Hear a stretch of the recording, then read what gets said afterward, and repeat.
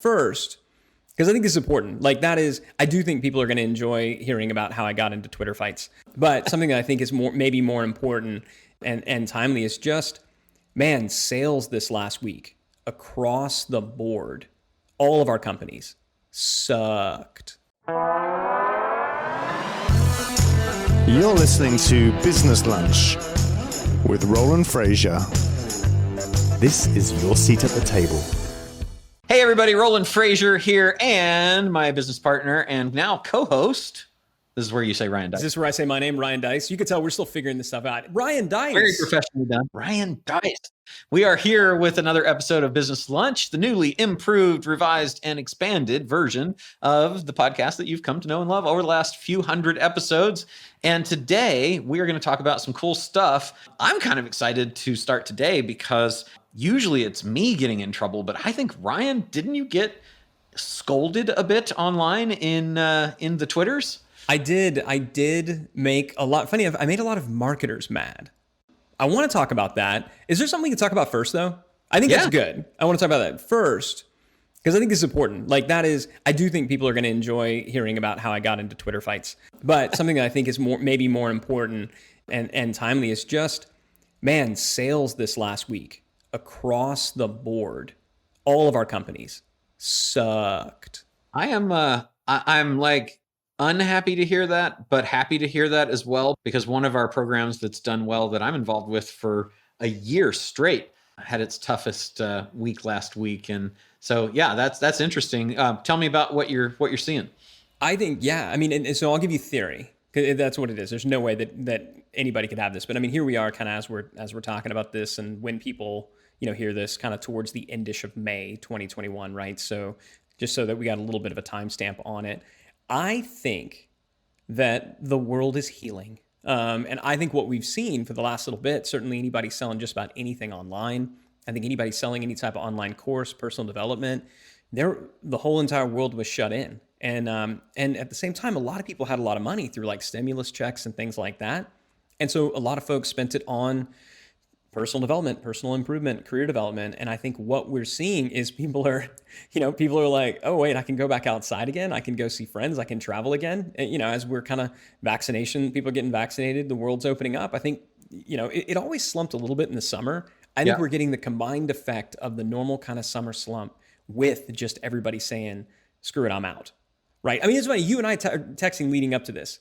Do you remember what you were texting me leading up to this? Yeah, I was like, "Hey, do you want to go to Mexico for this and this, and now we're going to go to London, and then how about safari?" Yeah, it's like, hey, literally, travel's up again. Yeah, literally. So Roland, you've basically been a shut-in for the last 18 months, which is not like you. Normally, you're traveling, and now, what are you saying? Like, oh, I'm going to go, and I'm going to Mexico. I'm going to go to this resort, and then we're going to go to Europe, and then, an African safari, and like.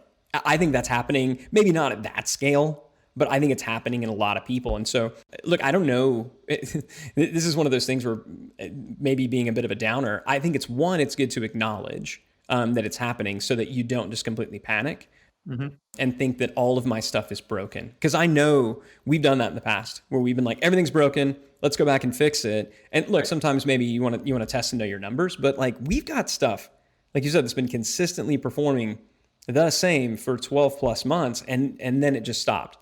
Yep. That doesn't mean that like just that headline stopped working or that offer didn't work. You need to go. So I would caution people, be careful about throwing a bunch of babies out with bathwater. I'm actually happy we kind of rewrote everything the last time.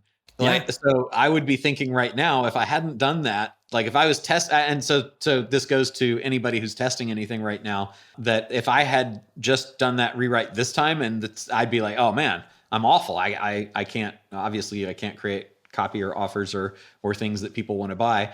And fortunately last month was like great. So that'll be interesting to see how that carries over. If this is a pre-summer thing, I mean, it could very well be that we now have 4 months. What are we, June, July, August? I mean, 4 or 5 months of kind of not great sales across the online sphere in a lot of things, because people have stocked up on everything. They've had their experience of being in little boxes and watching people like us talk to them and they want to go out in the outdoors now, which also would be interesting to see how live events pick up Yeah. as well.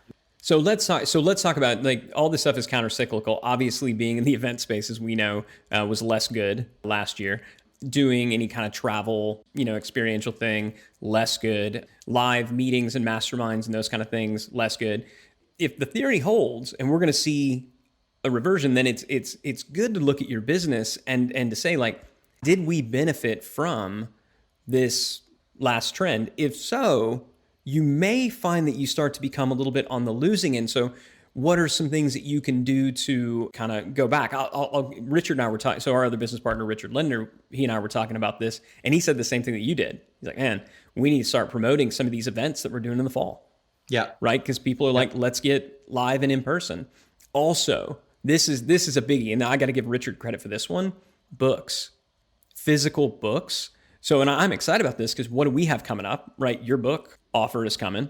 Yeah, and books for us have always done well in the summer because people want to buy books, basically thinking I'm going to go and I can travel with it, I can read it on the beach, right? I've got some downtime. I also think that people are going to want physical, tangible things. Yeah. So I think it's just important. Like, if you were really hurting, then I think happy days are here again. I think if you were like crushing life, you got to know that a lot of what you were receiving was money that was an investment that was not going to other places that is now going to over-index the other one. It's going to even out, but I do think for the summer's going to be tough. I think you got to think about changing, because I know we have some friends that have masterminds that have gone virtual and events that have gone virtual, and they have not yet gone back to physical, and it's time, because I don't go to them. I don't want to sit in front of the box for hours watching an event, particularly for an event that's done traditionally, like where it's an 8-hour day and an 8-hour day. It's really, really hard. And particularly because I spend a lot of time doing stuff like this, as well. So I think that if you are in a business that has gone virtual and you're thinking, oh gosh, that's been great, now I save all the money on having to have that live space and people don't want to travel, I think they do. So that'll be interesting to see as we go. It's definitely time, in my opinion, to get back out there. And if you're doing events and stuff like that, or anything else that you have pivoted to virtual for, I think you're going to want to go total hybrid at this point, from this point forward. What else do you think is gonna, because when I think about the other things that have done really well, like home services companies have done really well. SaaS, all kinds of SaaS, anything. Yeah, SaaS has done really well. I wonder though, I bet SaaS kind of still remains similarly the same. I'm thinking about the thing, like, so not Zoom, like, any type of online virtual event type deal. I think, that's going to get hurt, but you just got to know, like, it all is just moving. It shifted from one area, and because there was no spend there, it went to another one. What are some other industries though that you think are going to be either they're going to get a big swing back, or they're going to get maybe get stung a little bit? Like, I think we're going to get stung a little bit. I think we're going to be okay, because what I also think is going to happen is there's been a lot of noise. A lot of new people have entered the market because it was so lucrative. I think a lot of them are going to die away, and it'll get evened out. It's going to force us to do new things, and we'll get the benefit of all that. I do think it's going to kind of suck. Like, I'm not excited about it.